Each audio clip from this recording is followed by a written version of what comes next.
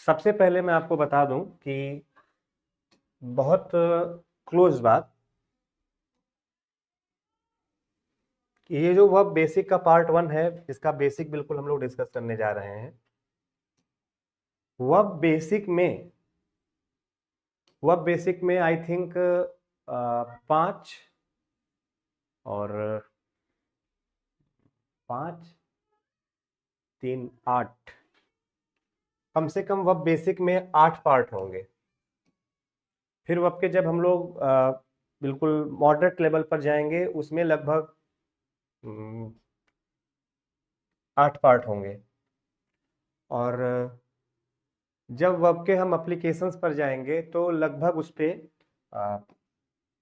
At least 20 lectures होंगे। यानी हमारी जो वर्ब है, ये 20 छोड़ो, और होंगे 30 करो। हमारी जो वर्ब है ये कितने दिन में कंप्लीट होगी जा करके? 30 एंड 16 कितना हो गया? 46, लगभग 50 दिन, यानी लगभग 1.5 महीने में जा करके हम लोग एक चैप्टर सीख पाएंगे, दैट इज कॉल्ड वर्ब। बहुत डिटेल में चलेंगे, मतलब एज अ सेकेंड लैंग्वेज चलेंगे, फिर कुछ भी आ जाए बचेगा नहीं। और जो भी चीजें मैं सिखाऊंगा वो प्रीवियस ईयर टच करके सिखाऊंगा। आप अपना लेवल खुद ही चेक कर लीजिएगा कि आप कहां पर आइए। मैं एक प्रोसेस देख लेता हूं पीपीटी को इंसर्ट करने का, अगर आप लोग कहें तो थोड़ा सा उसमें। जय हिंद, जय हिंद, जय हिंद निखिल साहू, जय हिंद। इंसर्ट करने का प्रोसेस चलिए बाद में देख लूंगा, टाइम वेस्ट होगा अभी। पहला जो सेंटेंस है, as Anuj was familiar with the road to Neeraja's house, he lead the way. अब इस सेंटेंस के इस पार्ट को मैं वह बेसिक पढ़ा रहा हूं, आपको ये ना लगे मैं प्रैक्टिस करा रहा हूं, मैं पढ़ा रहा हूं, लेकिन मेरे पढ़ाने का तरीका ये है कि मैं क्वेश्चन के थ्रू सिखाता हूं। सिखाऊंगा आपको सब कुछ, डोंट वरी। 50 क्लास से कम तो नहीं लेने वाले हैं, ध्यान रखिएगा, केवल वर्ब के ऊपर। हाँ, इतना पढ़ने के बाद तुम्हें कुछ नहीं पढ़ना है, कुछ भी नहीं पढ़ना, मतलब कुछ भी नहीं। Led the way, led away, leading ways, lead ways, no correction required. Bank clerk का क्वेश्चन है ये, सॉल्व करिए और मुझे आंसर करिए।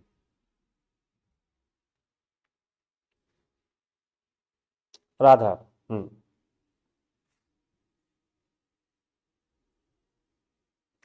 सॉल्व करिए, पहला क्वेश्चन है आपके लिए। और मुझे ऐसा लगता है क्वेश्चन में बहुत खास दम भी नहीं है, क्वेश्चन बड़ा सिंपल सा है।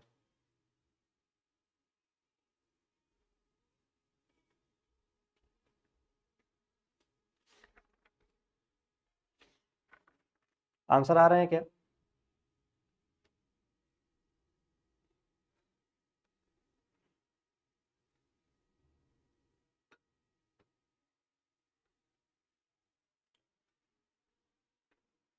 भैया, ये पेड बैच का मेरा बेसिक लेवल है, ठीक है? इसको जनरल लेवल मत समझ लेना कि इतना अच्छा मैंने जिंदगी में कभी नहीं पढ़ाया, ऑफलाइन भी नहीं पढ़ाया किसी को। पहला क्वेश्चन ही देख के लग रहा होगा अरे कहां से आ गया। आ जाओ, समझो। देखो एक बात बताता हूं, सीखा करो चीजों को धीरे धीरे, प्यार से। ये देखो, एज अनुज वाज, एज का मतलब बिकॉज है यहाँ पर, क्योंकि सेंटेंस की शुरुआत में आया है, बिकॉज का सेंस देगा, बिकॉज का सेंस देगा, सॉरी। वाज क्या है? पास्ट है। अगर ये पास्ट है तो इसके बाद जो गया ये वाला, तो ये एक्शन भी कब का है? पास्ट का है। और आपको जानते हुए अच्छा लगेगा, जैसे रीड की फॉर्म होती है रीड, रेड, रेड, वैसे ही लीड की फॉर्म होती लीड, लेड, लेड। वैसे फीड की फॉर्म होती है फीड, फेड, फेड।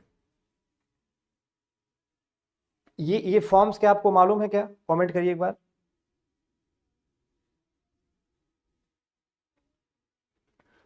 वैसे ब्लीड की फॉर्म होती है ब्लीड, ब्लेड, ब्लेड। वैसे ही ब्रीड की फॉर्म होती है ब्रीड, ब्रेड, ब्रेड।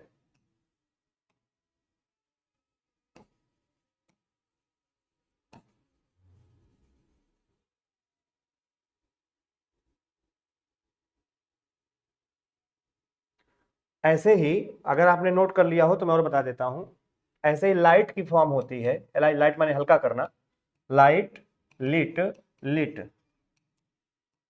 क्या आपको मालूम है? कमेंट करिए, क्या आपको मालूम है?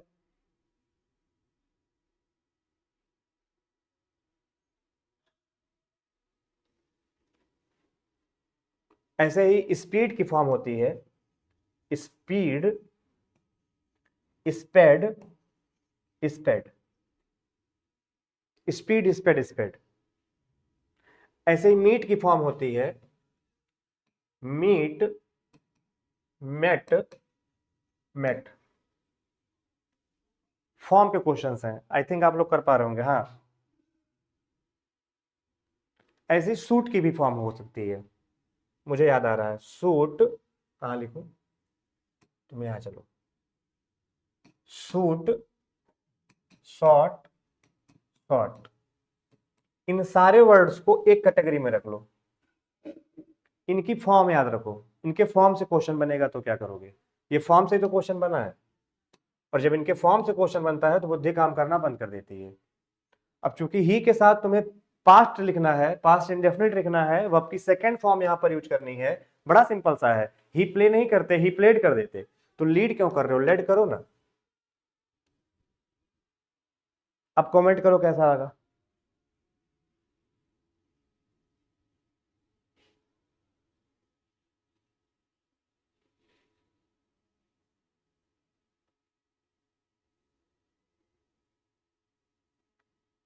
फॉर्म मालूम है चेतना, अच्छी बात है, लेकिन फिर भी पढ़ाना मेरी जिम्मेदारी है, क्योंकि अभी आगे बहुत सारी चीजें ऐसी आएंगी जो नहीं पता होंगी।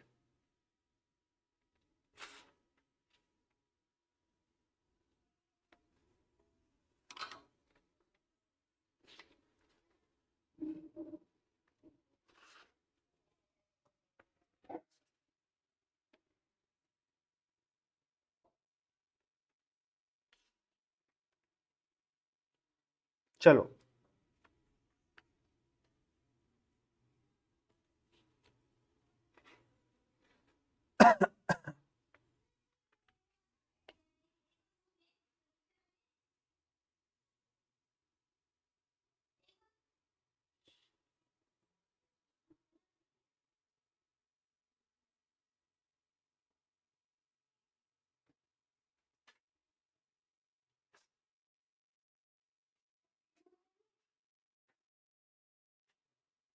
क्लियर हो गया बच्चों?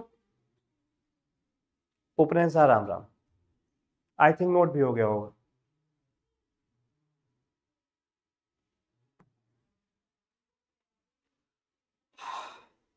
दूसरा क्वेश्चन है,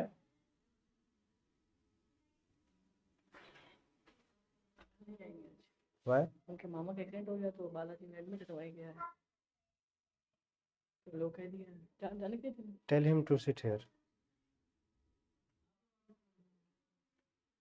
Acquisition of certain specific skills can be facilitated from general awareness, education and exposure to novel situation.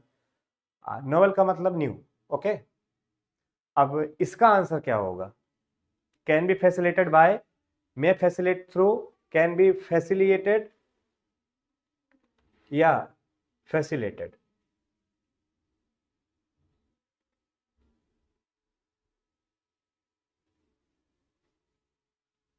हम्म,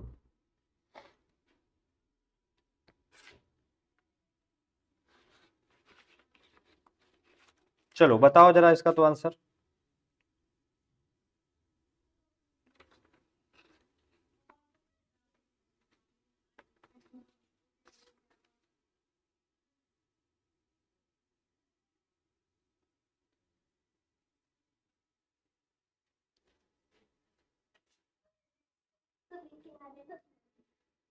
चलो बच्चों, चेतना जी आंसर करिए।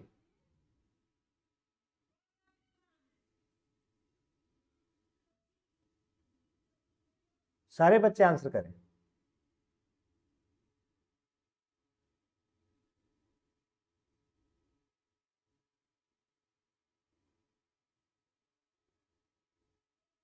ओके ओके ओके, अरस्तु सिंह ए।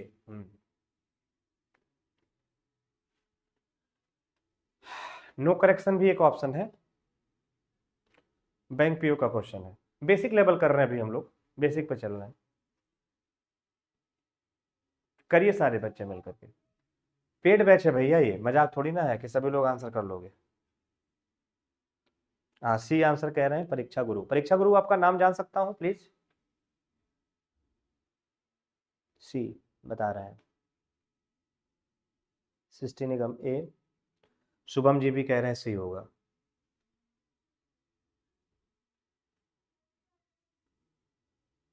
बहुत सही, बहुत होशियार लोग हैं आप लोग।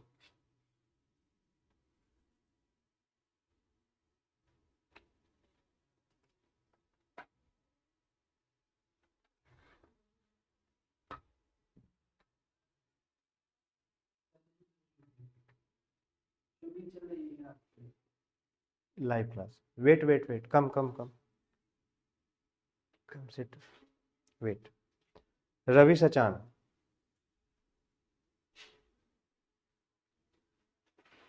निर्भय तिवारी, ओके निर्भय।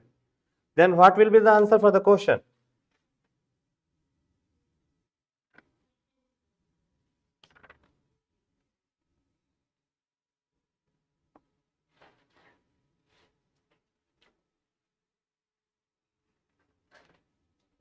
एक मिनट बच्चों, क्वेश्चन का मैं आंसर आपको कर देता हूं, इसके बाद आप बस 2 मिनट वेट करिएगा।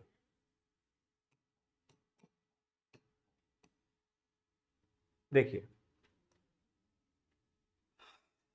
आंसर ए है, can be facilitated bye. Facilitated bye होता है, फ्रॉम नहीं होता।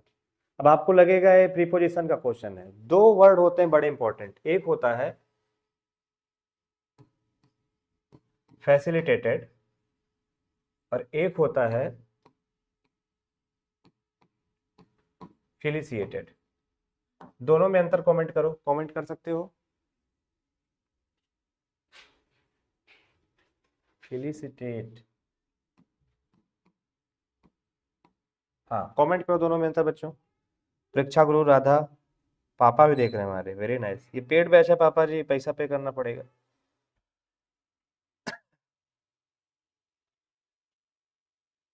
देखो, फैसिलिटेट वर्ड बनता है किससे? फैसिलिटी से। उमंग जी, वहां वाली लाइट ऑन कर दीजिए, वो वाली जो आपके सामने वर्ड आप देख रहे हो ना, फैसिलिटेट, ये वर्ड बनता है फैसिलिटी से। इसका मतलब होता है किसी चीज को इजी बना देना, टू मेक समथिंग इजियर। इसका मीनिंग होता है टू मेक समथिंग इजियर, किसी चीज को और ज्यादा क्या कर देना, इजी बना देना। और जब हम लोग कहते हैं फेलिसिटेट, तो ये जो फेलिसिटेट होता है, फेलिसिटेट का मतलब होता है किसी को बधाई देना। ठीक है, बधाई देना। क्या आपको दोनों का अंतर मालूम था? कमेंट करिए। अब मैं आपको ये बता रहा हूं कि एक तरफ तो वर्ब के क्वेश्चन बनते हैं जो फॉर्म पर बेस्ड होते हैं, और एक तरफ वर्ब बेसिक में क्वेश्चन बनते हैं जो वर्ब के होमोनिम्स पर बेस्ड होते हैं। माफ कीजिएगा, यहां पर फेलिसिएट ही था तभी इसका जिक्र हुआ, गलती से वो टाइप हो गया। तो इसका जो आंसर होगा वो ए होगा। लेकिन जब हमें फैसिलेट मतलब पता होगा तब तो हम कर पाएंगे, फेलिसिएट पता होगा तब तो हम कर पाएंगे। 2 वर्ड बड़े इंपॉर्टेंट मुझे और यहां से लगते हैं। कौन से हैं?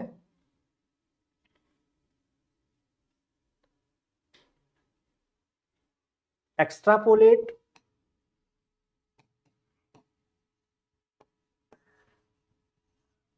इंटरपोलेट, यूज होते हैं बहुत ज्यादा। दोनों में अंतर बताइए। एक्स्ट्रापोलेट और इंटरपोलेट, कमेंट करिए।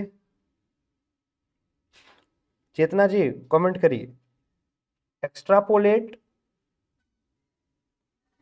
या इंटरपोलेट? राम राम रवि, राम राम।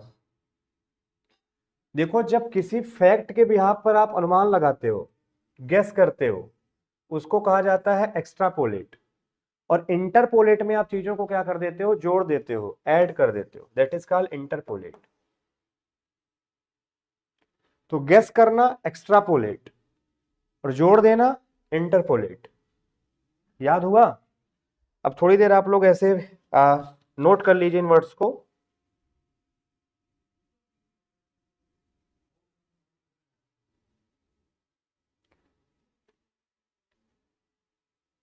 एक वर्ड आपने देखा होगा कंफर्म और एक वर्ड आपने देखा होगा कंफर्म, दोनों में क्या डिफरेंस है? कमेंट करिए।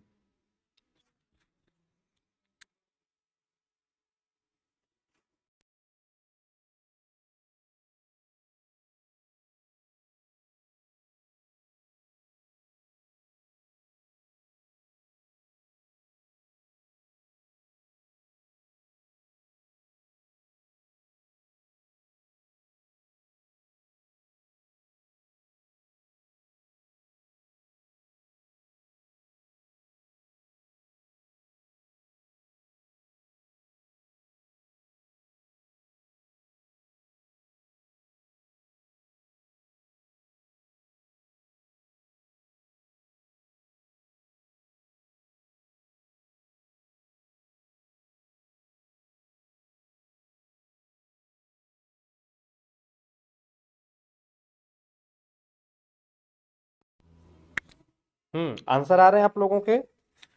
तो कंफर्म करने का मतलब होता है किसी चीज को आपने कंफर्म कर दिया, किसी चीज को आपने अनुमति दे दी। तो जब किसी चीज को आपने अनुमति दे दी तो वो हो गया कंफर्म कर देना। और कंफर्म का मतलब होता है कि जब किसी का एक जैसा फॉर्म हो, सिमिलर हो कोई चीज, उसको कहा जाता है कंफर्म। तो कंफर्म और कंफर्म आपको क्लियर हो गया होगा। बेटा नीचे गेट बंद कर लो। तो कंफर्म और कंफर्म आपको क्लियर हो गया होगा। कंफर्म का मतलब किसी चीज की आपने अनुमति दे दी और कंफर्म का मतलब किसी का एक जैसा फॉर्म।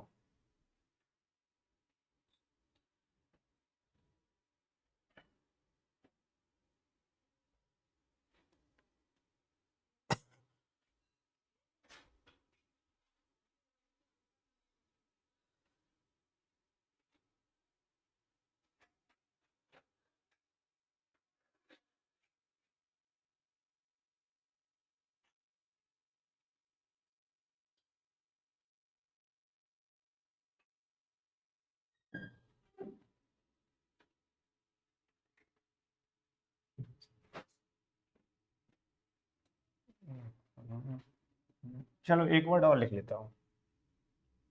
एक वर्ड ले लो, डिथर, और एक वर्ड ले लो टिथर। डिथर का मतलब होता है हिचकिचाना। डिथर, DITHER। सभी लोग देख पा रहे हैं? Confirm. Okay okay okay Poonam, आप समझ में आया? डिथर का मतलब क्या होता है? DITHER मैंने लिखा तो है, DITHER, डिथर, TETHER, TETHER। ई है आई मत समझ लेना। डिथर का मतलब होता है हिचकिचाना।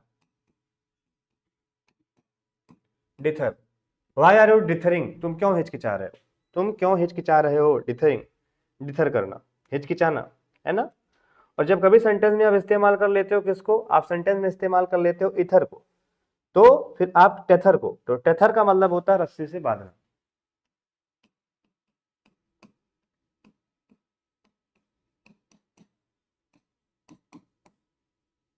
तो डिथर टेथर, डिथर टेथर, याद कर लो।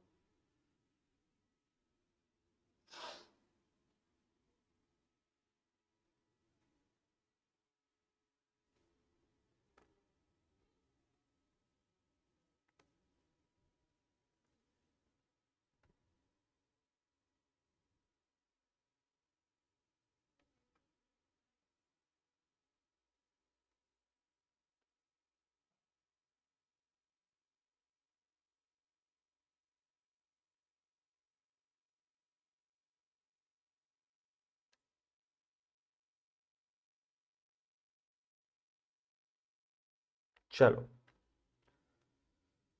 अच्छी बात है, आप लोग को आंसर कर रहे हैं, बड़ी अच्छी बात है। अगले क्वेश्चन पर मैं ले चलता हूं। ये सारी लिस्ट मैं आपको पढ़ाऊंगा किसी दिन डिटेल में। पढ़ाना तो है ही है, मम्मी को पढ़ाना है तो पढ़ाना तो पड़ेगा। आ जाओ। In our country, women have opportunities to rise, या to rise to top in every walk of life. Have been having opportunities, have had opportunities for a raise, have opportunities to raise, having opportunities to rise. No correction required. Bank PO का question आपके सामने ये रहा। अच्छा, ईमानदारी से एक बार सभी लोग कमेंट कर दें, जो लोग देख रहे हैं, कि लेवल कैसा है, ये और लेवल से अलग है या नहीं है। कई बार बच्चे डाउट में थे कि अरे ऐसा नहीं है सर, आप वही लेवल दोगे, आप नहीं पढ़ाओगे पूरा ऐसा। मैंने कहा नहीं भाई, देखो मैं अगर आपसे कह चुका हूं कि ये पेड बैच बिल्कुल अलग है, तो सचमुच ये बिल्कुल अलग है। यहाँ पर कोई दो पक्ष की बात नहीं है।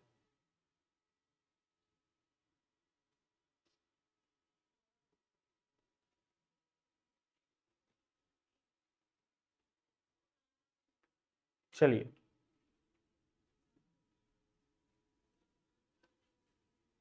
अरस्तु सिंह आंसर ए कर रहे हैं।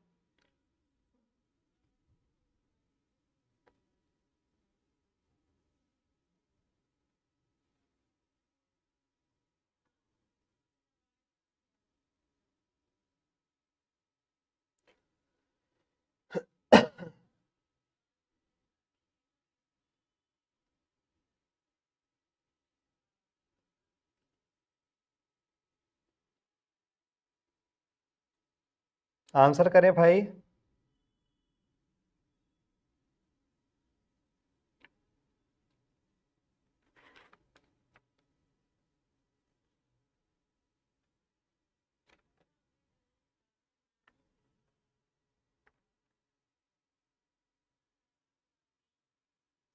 हम्म।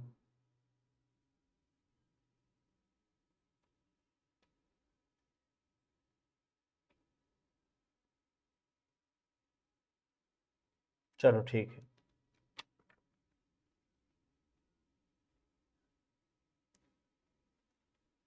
अरस्तु सिंह भी। आप लोगों ने कमेंट नहीं किया एक बार भी, मैंने भी कुछ पूछा था आप लोगों से, इस बैच का लेवल सचमुच अलग है या नहीं है, आप लोगों ने कमेंट नहीं किया। मतलब ये दर्शाता है कि आप कितनी गहराई से हमारी बातों को सुन रहे हैं। Srishti Nigam currency. Okay, no.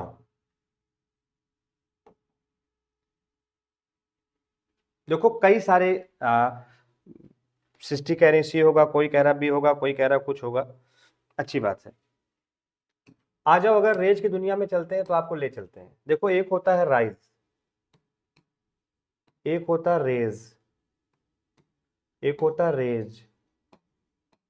Raise, यह रेज, यह रेज, यह जा, यह जा, यह rise. Rise, raise, raise, raise, raise. तो राइज जो है ये इंट्रांसिटिव वर्ब है। इंट्रांसिटिव वर्ब्स ऐसी वर्ब होती हैं जिनको ऑब्जेक्ट की जरूरत नहीं होती, उनके साथ सेंटेंस में ऑब्जेक्ट नहीं लिखे जाते। जैसे मैं आपके सामने कहूं आई गो टू मार्केट, तो जो गो लिखा गया है कौन सी वर्ब है, इंट्रांसिटिव वर्ब है, इसके साथ ऑब्जेक्ट नहीं आएगा। ये जो मार्केट है ये टू प्रीपोजिशन का ऑब्जेक्ट है।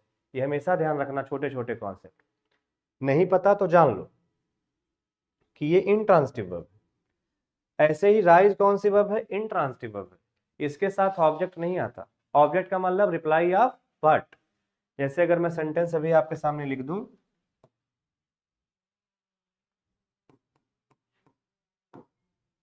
I want a car, I want a car, so I want what,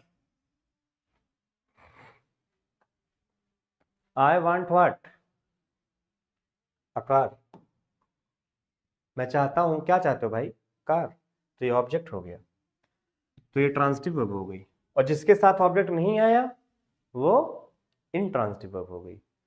अब थोड़ा सा हम लोग समझें। सबसे पहले ये जो सेंटेंस लिखा है ना, have opportunity to rise, rise करेंगे कहाँ कहाँ। राइज एक इंट्रांसिटिव है, रेज एक ट्रांसिटिव है। रेज के साथ ऑब्जेक्ट चाहिए। और ये जो रेज लिखा है, रेज का मतलब होता है किसी चीज को नष्ट कर देना, किसी चीज को खत्म कर देना। तो खैर यहां पर रेज तो आएगा नहीं, न ये वाला रेज आएगा, न ये वाला रेज आएगा। अब यहां पर अगर थोड़ा सा सेंटेंस को समझने की कोशिश की जाए तो ये भी गलत है। हैविंग में तो हैविंग कभी होता नहीं, क्योंकि ये स्टेटिव वर्ब में आईएनजी फॉर्म लगाते नहीं हम लोग। ठीक है, वो बताएंगे स्टेटिव वर्ब डिटेल में, परेशान नहीं हो भैया, अभी आप इतना समझो कि नहीं होगा। Having opportunities to rise, having क्यों करोगे, हेल्पिंग वर्ब तो चाहिए चाहिए ना, विमेन के साथ तो हैव लगाओगे ही लगाओगे ना, तो हैविंग तो कर नहीं पाओगे, तो नो करेक्शन रिक्वायर्ड, इसका आंसर है ई। और मुझे लगता है ई आंसर किसी ने नहीं दिया था।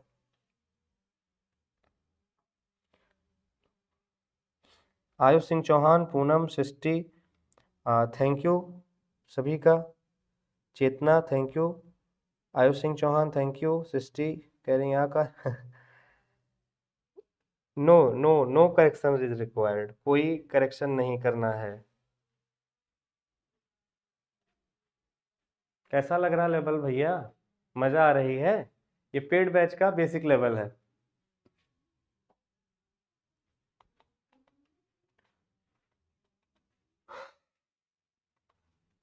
बैंक पीओ, आप हमारी क्लास अटेंड करिए 1 महीने, आपको इंग्लिश थोड़ी सी टफ तो शुरुआत में लगेगी, लेकिन हाँ ये इतना तो मैं श्योर हूँ, फिर जिंदगी भर के लिए इंग्लिश के लिए पीछा छूटा ना भूल जाओगे, मतलब कोई एग्जाम आए कर लोगे, कोई एग्जाम आए कहीं से एग्जाम आए।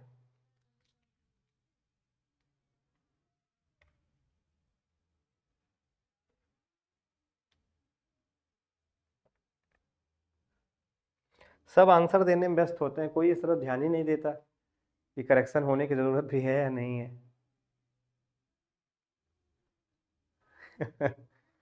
मुझे तो भाई ऐसे ही पढ़ाने में मजा आ रहा है बहुत ज्यादा।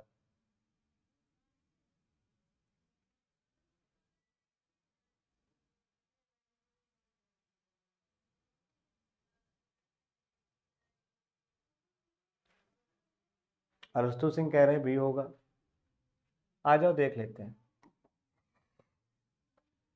अभी आज की क्लास में मैंने पढ़ाया था, आज की क्लास में पढ़ाया था, अभी पढ़ाया था कि लीड की सेकंड फॉर्म होती है लीड, लेड, लेड, वैसे ही स्पीड होता है, स्पीड की सेकंड फॉर्म होती है स्पीड, स्पेड, स्पेड। अब ये फॉर्म पे गलती बनी है, स्पेड होना चाहिए, स्पेड है ही नहीं, ये तक गलती हो गया, अपॉर्चुनिटीज गलत टाइप हो गया, और स्पीडेड है तो नो करेक्शन हो ही नहीं सकता, स्पीड हो नहीं सकता, तो is to be sped up ही सही होगा, स्पीडेड की जगह हमें बस स्पेड करना है, सेंटेंस सही हो जाएगा। आंसर बी, फोर्थ का बी कर देंगे, तो बी वाले अरस्तु सिंह बिल्कुल सही हैं। सृष्टि निगम ई नहीं, बी होगा, देखिए तो। शुभम आपने नहीं बताया लेवल कैसा है, छुपके छुपके पढ़ाई कर रहे हो क्या भैया।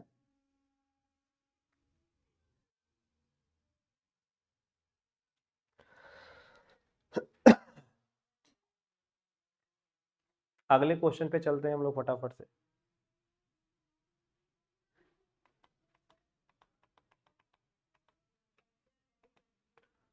All their efforts were direct to promote harmony among various group of people। बताइए, हारमोनी का मतलब होता है सामंजस्य बैठाना, नहीं हिंदू मुस्लिम भाई भाई आपस, हिंदू मुस्लिम सिख ईसाई आपस में सब भाई भाई, सामंजस्य बिठाना।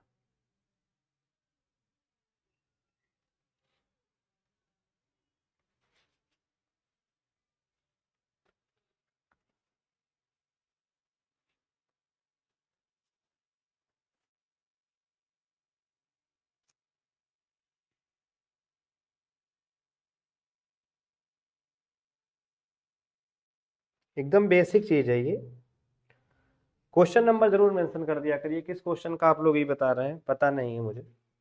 All their efforts were direct to promote harmony among, हाँ बताएं जरा। अरस्तु कह रहे हैं डी होगा।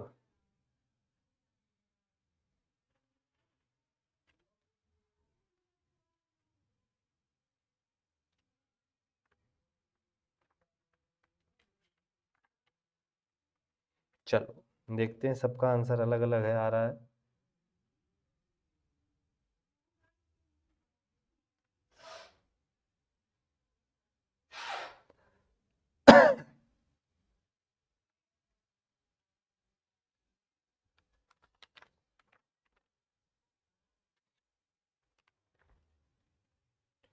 सक्षम भी कह रहे हैं डी होगा,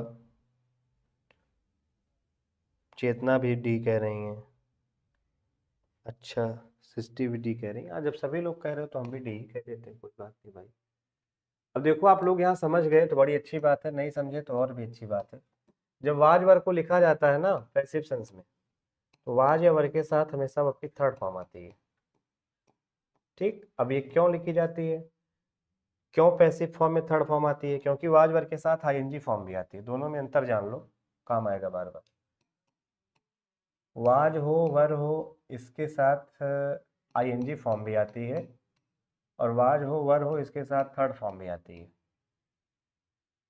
तो जब वो एक्टिव फॉर्म होती है तब आईएनजी फॉर्म आती है, और जब पैसिव होती है, बेसिकली जैसे मैंने आपके सामने कहा ना, आई रोट अ लेटर, तो बस इसको हम इस तरीके लिखेंगे, अ लेटर, और रोट को हम लोग क्या कर देंगे, वाज रिटन, फिर क्या कर देंगे, बाय मी। अब हमने किया क्या, वाज के साथ रिटर्न कर दिया, वाज के साथ थर्ड फॉर्म लगा दिया, क्योंकि लेटर खुद को नहीं लिखेगा, लेटर को लिखा जाएगा। तो जब यहाँ डूअर नहीं दिया जाता, डूअर का मतलब यहाँ टॉपिक नहीं दिया गया है, मतलब लेटर कौन लिखेगा, लिखने का काम लेटर तो करेगा नहीं, तो इसका मतलब है पैसिव। तो पैसिव है तो हमने कर दिया वाज रिटन। अब एफर्ट्स तो खुद डायरेक्ट किए नहीं जाएंगे, उनको डायरेक्ट कोई और ही करेगा, इसलिए यहाँ पे करना पड़ेगा वर डायरेक्टेड। अब वर डायरेक्टेड केवल यहाँ पर है, डायरेक्टेड टू डी, तो डी इसका जो होगा राइट आंसर हो जाएगा। D will be the right answer.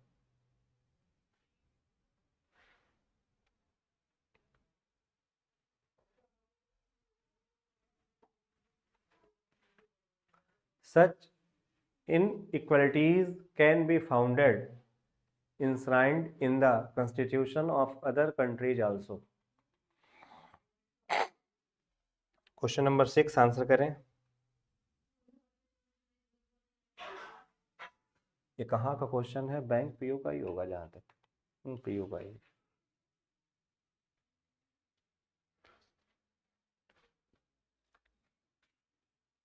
Basic level है ये।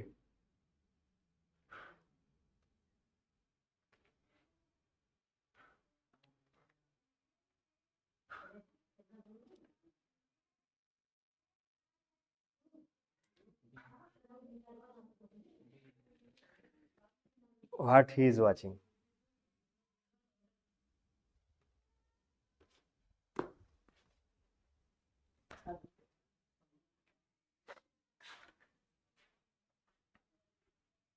आंसर दे रहे हैं बच्चे।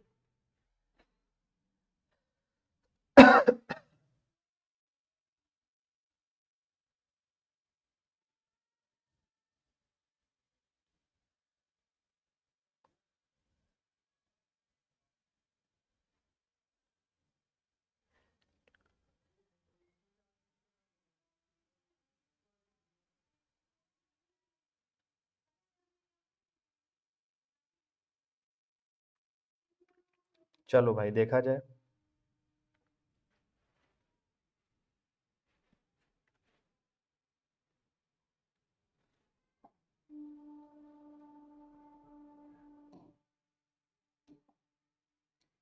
देखो, एक वर्ब होती फाइंड और एक वर्ब होती फाउंड। फाइंड का मतलब होता है to get a lost thing,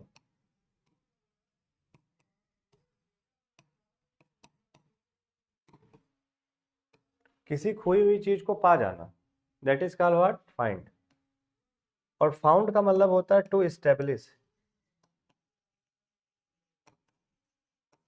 इसी फाउंड से बनता फाउंडर, कोई किसी जगह का फाउंडर होता है। अब इस बात को आप ऐसे समझिएगा, फाइंड की सेकंड फॉर्म होती है फाइंड, फाउंड, फाउंड, और इस वाले फाउंड की जो सेकंड फॉर्म होती है वो होती है फाउंड, फाउंडेड, फाउंडेड। अब जहां तक हमें मालूम है कि बी के साथ तो थर्ड फॉर्म ही लिखोगे, और थर्ड फॉर्म फाउंडेड नहीं होगी, फाउंडेड कर दोगे तो उसका मतलब हो जाएगा न्यू डालना, जबकि ऐसी क्वालिटीज क्या करती हैं, पाई जाती हैं। तो यहाँ पे हमें को लिखना पड़ेगा फाउंड, FOUND, फाउंड, तो पाना। ठीक है, तो आंसर कौन सा हो जाएगा? बी। परेशान मत हो बच्चों, अभी मैं ज्यादा क्वेश्चन थोड़ी ना कराऊंगा, 100 क्वेश्चन तक कराऊंगा बेसिक लेवल में, बट डिटेल में कराता चलूंगा। और भड़बड़ करोगे तो तेज करना पड़ेगा, ये लिए आहिस्ता आहिस्ता उत्तर दो। नोट्स बनाते चलो, नोट्स बना करके हमको भेजो कि देखो हमने इतने नोट्स बना लिए हैं, तो हमें बहुत अच्छा लगे कि हाँ चलो भाई अच्छी बात है।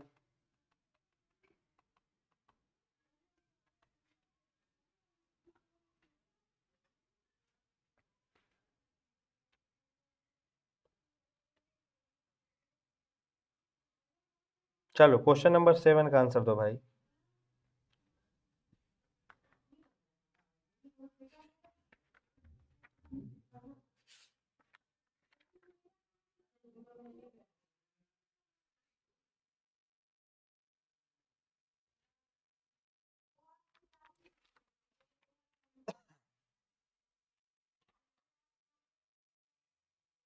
अभी हमें लगता है काफी क्वेश्चन है, ये भी क्वेश्चन डिस्कस करना है अभी, ये भी डिस्कस करना है, ये भी डिस्कस करना है। चलो छोड़ो, कल करते हैं। 40 मिनट तक क्लास हो गई होगी बच्चों की, हाँ 40-42 मिनट हो गई है। ठीक है, ठीक है। इससे ज़्यादा लेक्चर देना एक दिन के लिए सेफ भी नहीं है, आप लोग याद ही नहीं कर पाओगे। जितना मैंने पढ़ाया है उतना आप एक कॉपी में नोट करके याद कर लो, मेरा मोटिव ये है। पढ़ाने को तो हम खूब ज़्यादा, फिर जितना लिखे उतना टाइप करके लाएं, 5 मिनट में पढ़ा देंगे, उससे फ़ायदा नहीं होगा। जितना पढ़ा रहा हूँ उतना आप लोग पर डे लिखो, पर डे याद कर लो, फिर देखो मैं आपको बदल दूंगा। तो आज के लिए चलता हूँ, किसी का कोई डाउट हो तो पूछ लीजिए। लेवल कैसा था ये भी बता दीजिए कमेंट करके।